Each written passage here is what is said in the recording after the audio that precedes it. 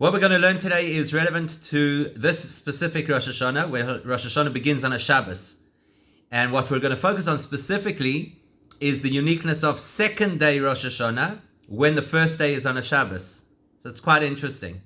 And in order to do that, by way of introduction, what we need to know is that, generally speaking, there's a difference between second day Rosh Hashanah from an halachic point of view. And soon we'll see from a spiritual point of view as well. There's a difference between second day Rosh Hashanah and second day for any other Yom Tov. Besides the fact that obviously in Israel, Rosh Hashanah is also a 2-day Yom Tov. But besides that, in Halacha, there's a principle as follows. The principle says that if theoretically, let's say for argument's sake, a chicken laid an egg, and I don't want to get into all the halachic detail of it because it's different opinions, and eventually it comes to the conclusion that we're talking about an egg that was laid on a Yom Tov that follows Shabbos. But generally speaking, the principle goes like this. Hanoilad va'nechlav, anything that was milked or anything that was produced that became available on second day, on first day Yom Tov, so you can't use it on Yom Tov. And the principle is quite simple. It's a principle called muktzah, which means that anything that as Yom Tov came in was not usable, so now if it becomes available on Yom Tov, it's too late, because everything's status is determined as the holiday begins. So something that was produced on Yom Tov itself cannot be used on Yom Tov. So the question is, if something was produced on first day Yom Tov, let's say again, use the example, the chicken lays an egg on the first day of Yom Tov, are you permitted to use it on the second day of Yom Tov? So the halacha is yes, you can, and it's a principle we call mimon nafshach, which means second day Yom Tov is there because we're not sure which is the correct date of Yom Tov outside of Israel. So if yesterday was in fact, the first day of Yom Tov was in fact the correct day of Yom Tov, then today, the second day of Yom Tov, is no longer Yom Tov. So I can use that egg that was laid on Yom Tov because there's no problem using it because Yom Tov's over. And if today is really Yom Tov, well then yesterday was not Yom Tov, so there was no problem when the egg was laid. So generally speaking, we say that something that came to become available on the first day of Yom Tov is permitted to use on the second day of Yom Tov, except for Rosh Hashanah. So there's our halachic distinction between second day Rosh Hashanah compared to second day any other Yom Tov. Second day Rosh Hashanah, you may not use something that became available on the first day of Rosh Hashanah. So if the egg was laid on the first day of Rosh Hashanah, you may not use it on the second day of Rosh Hashanah. Why is that? So the Alter Rebbe brings in his Shulchan Aruch that is because Rosh Hashanah is considered one long day. It's a 48-hour day, as opposed to the other Yomim Tovim, where they are two distinct days. There's a first day Yom Tov and there's a second day of Yom Tov. And we're not going into the whole discussion here about Kiddush HaChodesh and why it is that Rosh Hashanah is 2 days and how that all came about. That's not the subject of this conversation. But what is important for us to know is that the second day of Rosh Hashanah has a unique status, and it's not comparable halachically to other second day Yom Tovs. It's considered an extension of the first day. That's from an halacha point of view. But from a spiritual point of view, it's a little bit more interesting, a little bit more tricky. Because there's a pasuk that says, Yichayenu miyomayim, bayom hashlishi yichyel lefanecha. That Hashem will, so to speak, give us life from 2 days, and on the third day, we'll stand before Him. So those 2 days, Yichayenu miyomayim, the Alter Rebbe says in Likutei Torah that refers to the 2 days of Rosh Hashanah. They give life to the world. And we know this because we know that Rosh Hashanah is not just the first day of the year. It's the Rosh, it's the head. In the same way as the head controls the entire body, so Rosh Hashanah controls and gives life to the entire year. However, what the Alter Rebbe says next is very interesting. Rosh Hashanah is a time that is defined as Aliyas Ha'olamos, which means that everything that exists, right from the physical world we're in to the highest spiritual realm, everything is elevated on Rosh Hashanah. Everything. It's elevated to a higher spiritual awareness, a higher spiritual exposure, a higher divine revelation than any other time of the year. Whatever that means. It means that from speech to thought, however it's explained. But here's the point that's relevant for us. On the first day of Rosh Hashanah, the Aliyas Ha'olamos is bipnimius. It impacts the deeper reality of the world. And on the second day of Rosh Hashanah, it affects the chitzonius, the more superficial element of the world. So that already tells you that there is a distinction, even though in halacha there's no distinction between the first and the second day of Rosh Hashanah. In spiritual terms, there is a distinction, and we need to understand what is the nature of that distinction. Because when you use words like pnimius and chitzonius, although we understand what those words mean, it's quite difficult to define them because they're abstract concepts. The inner dimension of reality, the outer dimension of reality, what does it actually mean? So what we're going to discuss and what we're going to learn in this sikha is that whatever the second day of Rosh Hashanah is supposed to represent, which we'll learn, is highlighted when it works out like this year, where the first day of Rosh Hashanah is a Shabbos, and therefore the second day of Rosh Hashanah, in a certain sense, is the day that we step up to do things that we don't do on the Shabbos, on the first day. So that highlights what the nature and the significance of second day Rosh Hashanah is. So that's what we'd like to explore over here. What's the unique nature of second day Rosh Hashanah? So far, all we've got is it's an extension of first day halachically, and spiritually, whatever happens on the first day happens kind of in a more superficial way on the second day, and we don't understand what that means. So to understand and to help us, we're going to look at the davening, the musaf of Rosh Hashanah, where we use the expression, we say, Zeh hayoim tchilas masecha zikorin leyoim rishon. Zeh hayoim, this day of Rosh Hashanah, is tchilas ma'asecha, is the, in parentheses, the anniversary, tchilas ma'asecha, of the beginning of your works in the plural. Zikorin leyoim rishon, it's a commemoration of the first day. Now we know that chronologically, Rosh Hashanah is the anniversary of the creation of the first human being. Adam Harishon was created on Rosh Hashanah. So that means that the creation of everything else happened on the days preceding Rosh Hashanah. So if it would say that today is the day of the creation of man, that would make sense to us, but it's not what we say in our davening. In fact, we dafka say Zeh hayom tchilas ma'asecha in the plural, and the plural emphasizes not only is this the day of the creation of man, but in a certain sense, this is the day of the creation of everything, which doesn't seem to make sense because it's not the day of the creation of everything. It's the day of the creation of man, who was the last thing on the menu. So why do we call it the day of the creation of everything? Once we know the answer to this, which we're going to address immediately, it will immediately help us to begin to understand the dynamic of Rosh Hashanah, which will lead us to understand the difference between the first and second days of Rosh Hashanah. So, if you say today is the anniversary of the creation of everything, what do we actually mean? We could mean, as we would think, but it doesn't fit chronologically, we could mean that this day, 5,781 years ago, is when everything was made. Except we know that's not true. So the only other way to explain it is that this is the day that gave meaning to everything else that was created. Let's say, for argument's sake, you build a house. So you put in plumbing, and you put in electric wiring, and you put in foundations, and then you do the brickwork. Eventually there comes the point where the house now is usable. So something's changed. It's no longer just bricks and wiring and plumbing. It all coalesces and suddenly it's worth something. There's a purpose to all of it. And that's pretty much what happened at the time of creation. So you had all the pieces. Over the 6 days of creation, Hashem made all of the pieces. As soon as he introduced Adam Harishon, all of those pieces now had a purpose. Why are they all there? For us. As we know very famously, Chazal tell us, why was Adam Harishon created after everything else? So that everything should be ready for him, because he's the one who has to serve Hashem. As we know that when he was created, he said, Boyun ishtachve v'nichra'ah, let's go recognize Hashem, let's go bow to Hashem. So he contextualizes, he and by extension us, humans, contextualize the purpose of the whole of creation. So Zeh hayoim techilas ma'asecha means that this is the day that gives meaning to all of your works. Now that raises a question for us. What is the purpose? If Rosh Hashanah commemorates us, and we are the ones who fulfill the purpose, so that if we know what the purpose is, we'll understand what Rosh Hashanah is all about, and it will help us to understand, as we'll see shortly, what the Chauffeur is all about, which in turn will help us to appreciate the distinction between the 2 days of Rosh Hashanah.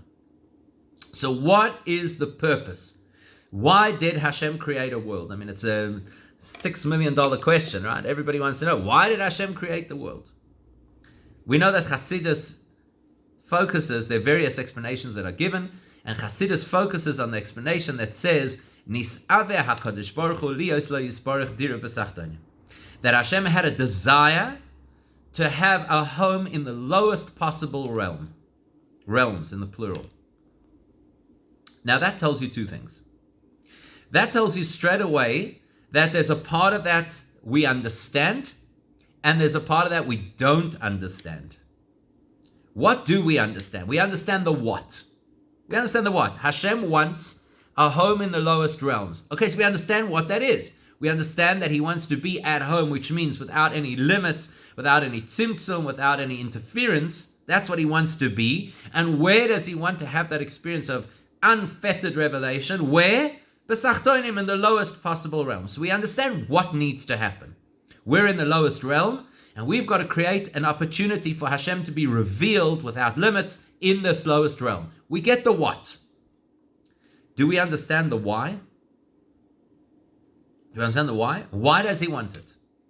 Why does Hashem specifically want a dira b'sachtonim, an abode in the lowest realms? Why? Why in the lowest realms? Do we understand that? We don't. And that's the expression that's used in Chassidus, when a person has a deep desire, you can't rationally question it. Well, why do you have this desire? Because it's something which is very deep. It's very much who I am, in a sense. So that tells you immediately that the purpose which Rosh Hashanah is supposed to represent, today is the anniversary not of the creation. The work of creation was done before Rosh Hashanah. Today is the anniversary of the purpose of creation. So when you focus on the purpose of creation, we have to ask ourselves two things. Number one, what is the purpose? That we can understand. Number two, why is that the purpose? To that we don't have an answer. We have to just accept that's Hashem's taiva. That's what Hashem wants. So, if what Hashem wants in this inexplicable way, completely beyond the rational explanation, if what he wants is to be invested in the lowest realms, well, then that raises a question. Who needs the higher realms? If Hashem is primarily interested in us here on earth, why bother making angels and higher spiritual worlds? Who needs it? Your taiva, your deepest desire is here on earth. So make an earth and that's it. We don't need anything further. And the answer to that is, if you think about it, there are two ways that Hashem could have created the world. This is a concept that is discussed in tremendous detail throughout Hasidus. But it boils down to this. There are two ways that Hashem could have created the world. I mean, there are multiple ways. Hashem could do anything, right? Hashem has no limits. But potentially there are two ways that we are aware of how Hashem could have created the world. The one is, zap. You go straight from Or Ein Sof, from Hashem's completely unlimited power, to our world, with all of its restrictions and restraints and limits and so on. Or the way Hashem did create the world, which is he built into the system what's called Seder Hishtalshelus, an evolutionary process. Seder Hishtalshelus, an evolutionary process that says this higher realm will spill over into that next lower realm, which will spill over into that realm, and so it will go. It will open. It will create opportunities of flow. So if that sounds a little bit abstract, let's look at it this way. The human system is an evolutionary system. First, you process something in your mind. Once you come to understand it, that spills over into how you feel about it. That in turn spills over into the way that you talk, which it spills over into the way that you act. So if I meet you and I see that you behave in a certain way, I can actually say, you behave in that way. Let me listen to how you talk. That will give me an insight into what you feel, which will help me to understand how you perceive the world. In other words, if there are rungs on a ladder, it gives us an opportunity to be able to climb the ladder back. If there were stages of development from the highest to the lowest, then that means it's possible for the lowest to climb back up, to reconnect to the highest. So if Hashem had created the world to say, look, there's just me, Ein Sof, and now I'm going to make you because I care and all I want is you, that would be great in theory, but we would have no way of, so to speak, climbing up to Hashem. It would be from finite to infinite. That's an impossible chasm to try and cross. So what did Hashem do? He created a whole lot of steps, a whole lot of layers, a whole lot of levels.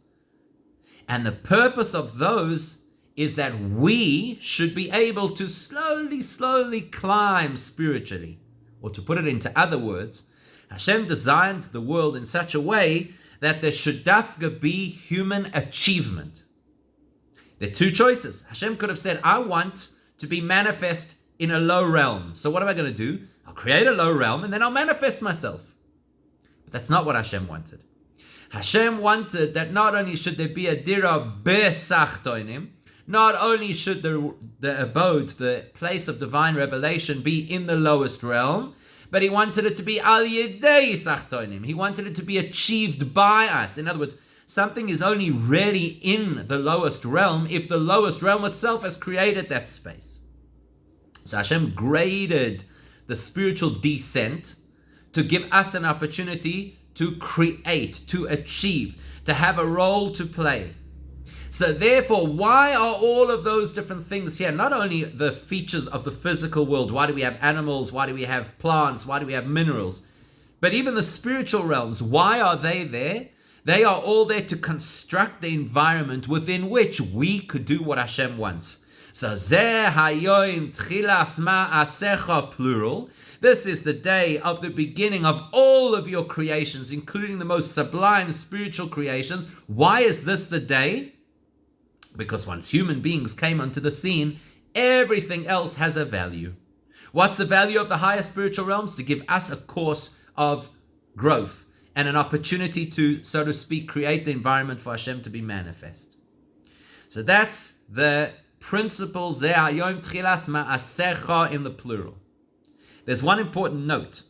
When Hashem originally created the world, He created all of those things first before us to prepare and to create the scene into which we would enter. So at that point in time, they were created at a different time to us because they were there to set the stage for us to enter. Once we enter the stage, their value is no longer associated with the date when they were created, because at that point they were just the introduction. Now their value is pegged to our date of creation, or to put it into other words, you don't commemorate, remember the day we put the plumbing in the house. You don't. You say, remember the day we moved into our home. Now everything, all the components of the house, the bricks, the plumbing, the electricity, whatever, only becomes relevant in context of me, the homeowner. So it's a similar kind of thing. In the beginning of creation, we track, this is the day angels were made. This is the day light was made. Because at that point in time, their timeline was relevant. Now that we are in a state of purpose, which means we as Jewish people do what Hashem wants to establish this dira b'sachtoinim, and that becomes the purpose of creation. So when they were originally made is actually irrelevant now. The only thing that is relevant is their role they play within the purpose. And that purpose is defined by our day. Zeh hayom tchilas ma'asecha. So, if the entire goal and the theme of Rosh Hashanah is the purpose of creation as opposed to the act of creation, and that's why it's on the date of humans rather than on the date of the other creative processes. So that tells you the theme of the day is the theme of purpose, dira b'sachtoinim, to make a place where Hashem is revealed in the lowest realms. You have to expect that if that's the theme, It must reflect in whatever the main things are that we do on Rosh Hashanah. Because it would be bizarre to suggest that we have a primary theme, and then independently of that, we have primary rituals. That wouldn't make sense. The rituals must reflect the theme. What's the primary ritual, the primary mitzvah of Rosh Hashanah? Is to blow shofar. So the shofar must reflect the primary theme of Rosh Hashanah. What's the primary theme of Rosh Hashanah? Dira b'sachtonim, that Hashem had this deeply entrenched desire to be revealed in the most incredible way, dafka in the lowest realm. So that's got to somehow be reflected in the shofar.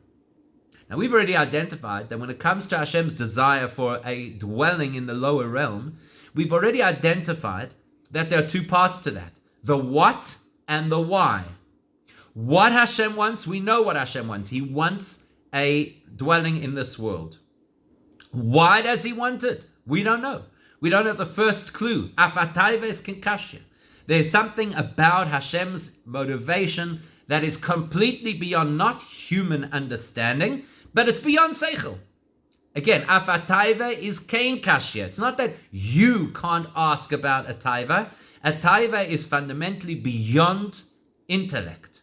So there's something about this dira b'sachtonim that Hashem wanted to be revealed in the lowest worlds, which is beyond what any tam vadas, any intellect will ever be able to grasp. That's got to be reflected in the shofar. So when you read up on the shofar, you have a look in Hilchas Tshuva, the Rambam writes, Afal pi shetkiyas shofar b'rosh Hashanah gezeras hakosov. In spite of the fact that blowing the shofar on Rosh Hashanah is gzeras hakosov, which means it's a decree. It's something that you cannot begin to plumb the depths of intellectually. That's what Hashem wants. That's what Hashem says. That's what it has to be. And it doesn't have to make sense to you. But he starts it by saying, even though blowing the shofar on Rosh Hashanah is gzeras hakosov, something completely beyond comprehension, nevertheless, remez yeshboy. The Rambam says there is something that it alludes to. So what has the Rambam done for us? He's told us there are two components to the shofar. One component is beyond the rational, gzeras hakosov. That's what the Torah says, take it or leave it. And another part is relatable. Remez, it implies and represents something which is relevant in your life. What's the remez? So the remez, he says, is Uru yeshenim meshinaschem. Wake up, you sleepers, from your slumber. And he says, Shapru ma'aseichem, improve your deeds. And he says you should do teshuvah and get rid of all the nonsense of the whatever happens to be the current trends and focus yourself on Hashem. So what's the Rambam telling us?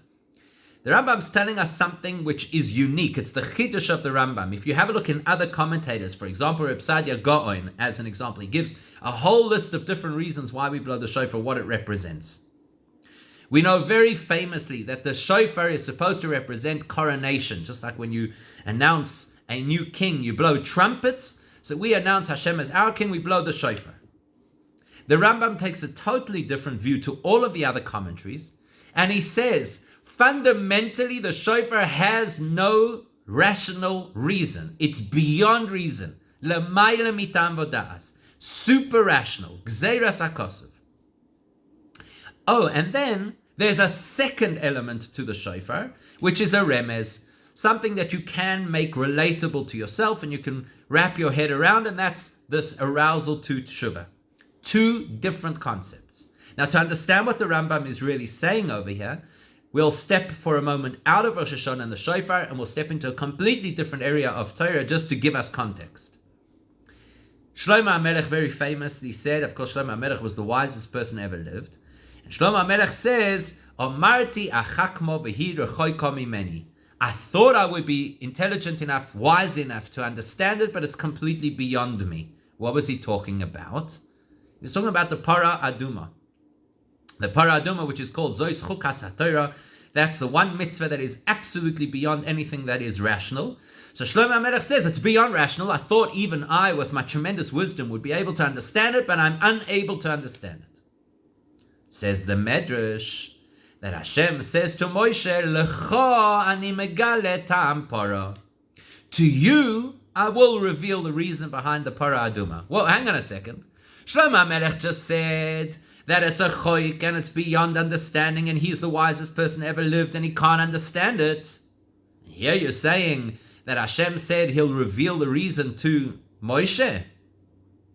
So Chassidus explains that the nature of para aduma is that it has a reason. But it's such a profound reason that Hashem does not allow humans to know that reason. Except for Moshe. Moshe was a unique person, and because of his incredible intense piety, Hashem revealed to him the reason behind the para aduma. But nobody else, even the wisest person ever lived, will be able to understand it. Chauffeur, the Rambam says, is gzeiras hakosov. What does that mean?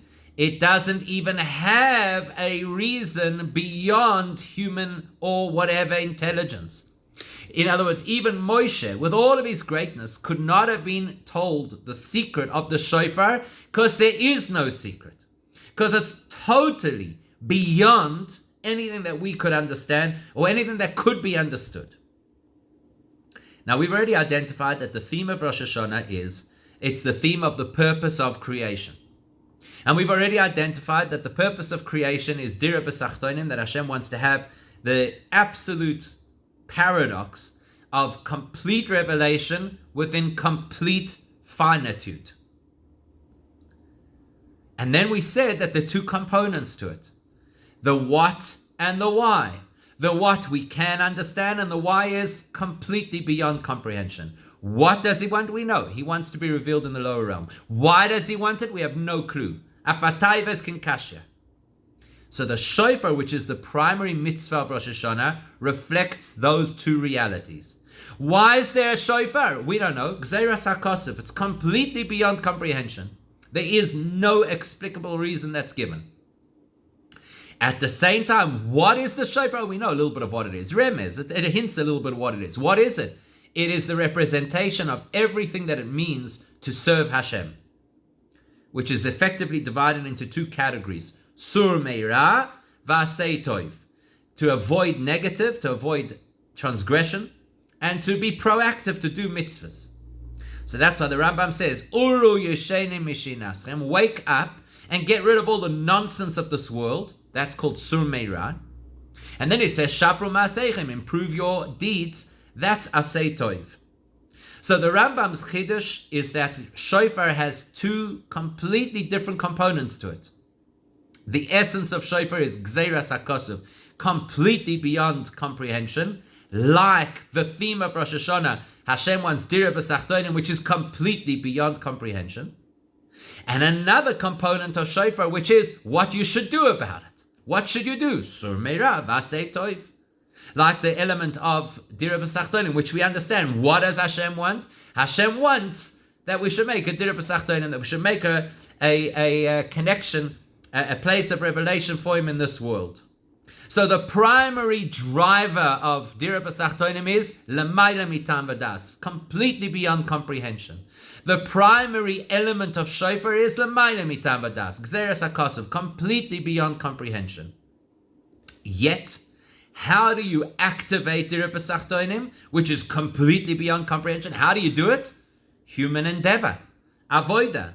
A human being gets up and does mitzvahs and kadosh atzmai b'mutaloi, and elevates the world in not only in the realm of mitzvahs, but even those things that are permitted. You give them a sense of meaning. So we elevate the world. It's avodas ha'adam. How does the shofar translate into something meaningful? Avodas ha'adam. It wakes you up to avoid negative and to improve the positive. So there's a direct correlation between the primary theme of Rosh Hashanah and the primary mitzvah of Rosh Hashanah, which is all fine and good under ordinary circumstances. But now, what happens this year? This year, first day Rosh Hashanah is Shabbos.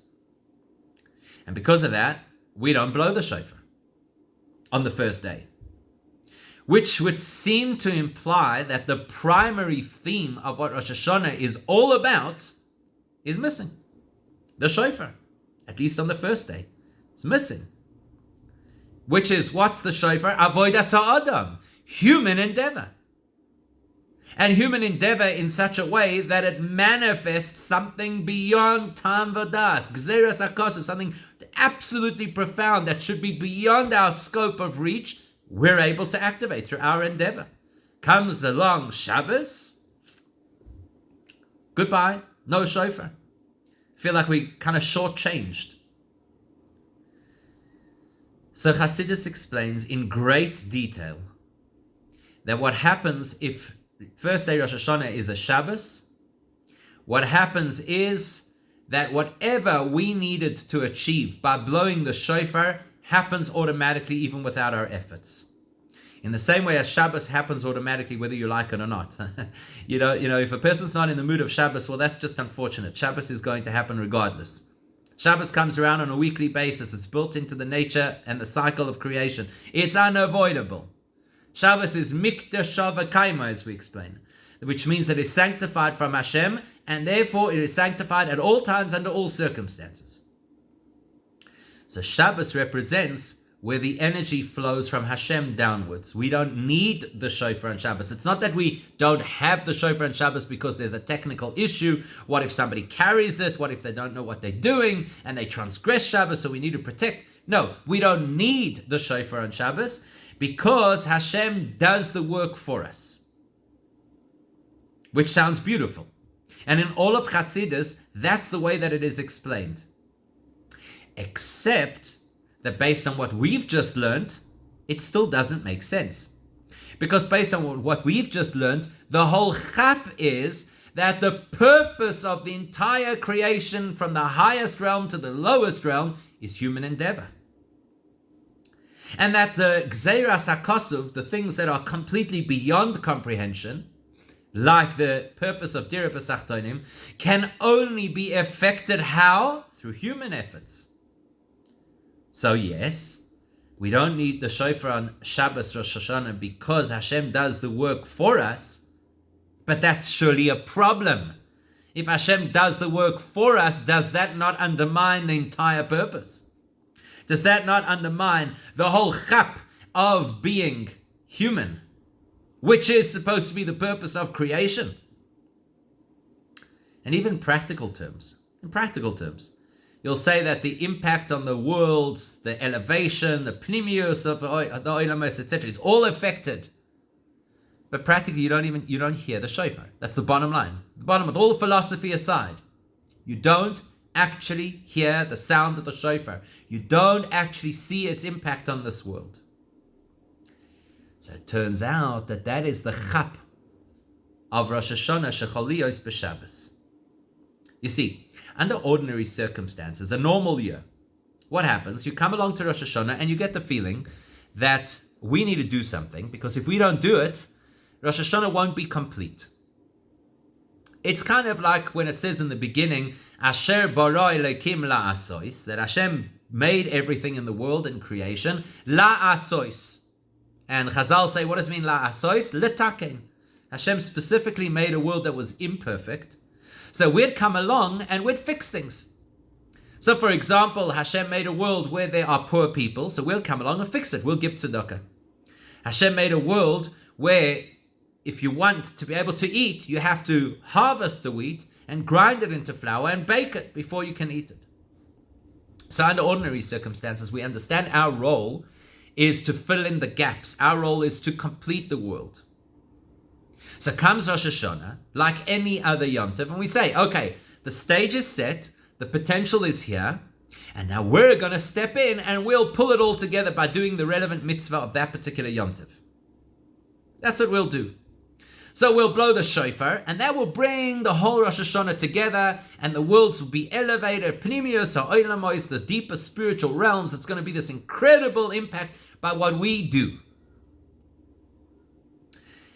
When Rosh Hashanah coincides with Shabbos, we don't do any of that. Hashem steps in, elevates the world, brings everything together, fills the gaps, and it's fantastic. It's absolutely amazing. It's done with perfection because Hashem has done it. And you don't get better than when Hashem does it. And that's what the first day of Rosh Hashanah is this year. It's Hashem's work. So why do we blow the shofar then on the second day of Rosh Hashanah? It's done. What are we going to do? We're going to improve on what Hashem has already done. Maybe under ordinary circumstances, you say it's one long day, and we need 48 hours, as some of the commentaries say. We need 48 hours to be able to generate the kind of energy that Rosh Hashanah requires. And so we've got to come back and do it a second time just to boost ourselves. And maybe we've left the outer edges. The chitzonius of the world hasn't yet been elevated. So we get it. But if it's first day Rosh Hashanah where Hashem does the work, what could we possibly add to that? Says the Rebbe, that's where you see the greatness of second day Rosh Hashanah. Under ordinary circumstances, you don't see the greatness of the second day. It's just one continuum from the first day. But when Rosh Hashanah falls on a Shabbos, then you suddenly see that the second day is of incredible value. Why is it an incredible value? The theme of Rosh Hashanah is the value of human endeavor. That the reason Hashem created the whole world from the highest spiritual realms was only that there should be us, so we could make Hashem's home in this world through our efforts. And that's an incredibly profound thought in its own right, because that means that the greatest angels that exist wait for us to do what we could do, because they can never begin to scratch the surface of what we could do, create purpose. But it never enters our minds that Hashem's efforts could also have to wait for us. Comes along Rosh Hashanah Shechol Liyos B'Shabbos to teach us that lesson. Look what happens. Hashem does everything absolutely perfect. You cannot get more perfect than Hashem doing it on the first day. And then on the second day, we come along and we do it ourselves. And not only do we do it ourselves, we say Shehecheyonu. You know what Shehecheyonu means? Shehecheyonu means that this is a brand new thing. Whatever Hashem did yesterday was, so to speak, His input. What we're doing today is our input, Shehecheyonu, which is brand new. You don't even have to wear, under ordinary circumstances, the Baal Tokea has to wear an item of clothing that is brand new on the second day. So, because it's a question whether you say Shehecheyonu or not. It's one long day. How can you say Shehecheyonu? So that way, you excuse yourself for having a new item of clothing. But this year, the Baal Tokea doesn't need that because the Shehecheyonu is genuine. It's the first time we're blowing shofar. What does this teach us? So when Hashem put Adam into Gan Eden originally, He said, La'avdo l'shomra, that he had a job to do in Gan Eden. Gan Eden, Hashem's design, Hashem's perfect garden. This is the world before it had been corrupted. And what does He tell him? You've got to work. You've got to take perfection and improve on it. Can you imagine that? To take perfection, not perfection in human terms, perfection in divine terms, true perfection. And you, through your avodah, will add value to perfection. What is second day Rosh Hashanah this year when we don't need to blow the shofar on the first day because Hashem has done it perfectly? What is the greatness of this? To teach us that is the value of human endeavor. The value of human avodah. Does it make sense? No, it doesn't make sense. But that's the whole point. Gzeras HaKosov. This is a day of things that have no space in logic. In logic, you can't improve on perfect. By definition, if you improve, it wasn't perfect. And yet the second day of Rosh Hashanah comes to tell us that God is perfect. And God is able to do the most perfect thing in the world. And then He empowers us through our imperfect avodah to add something that perfection did not have. And that illustrates and highlights for us the greatness of the second day Rosh Hashanah in all years, because now we appreciate that whatever we achieve on the first day Rosh Hashanah is radically improved on in the second day. But more importantly, probably, it helps us to understand our koyach. Our koyach. So often, people are caught up in believing, I'm not perfect, I'm nowhere near perfect, I'll never be perfect. You're right. And that's your greatness. After perfection comes the advantage of humans who are imperfect. Beyond perfection is avodas hamata, the work that comes from below. And that's the message that we get very clearly on a Rosh Hashanah Shechol Liyos B'Shabbos. Hashem does perfection on day 1, and on day 2 we get up and say Shehecheyonu, brand new version of even what Hashem had perfected the day before. It's an incredible thought. Incredible thought. It highlights the value of humans in an unprecedented way. And if I dare say, it's classic Rebbe.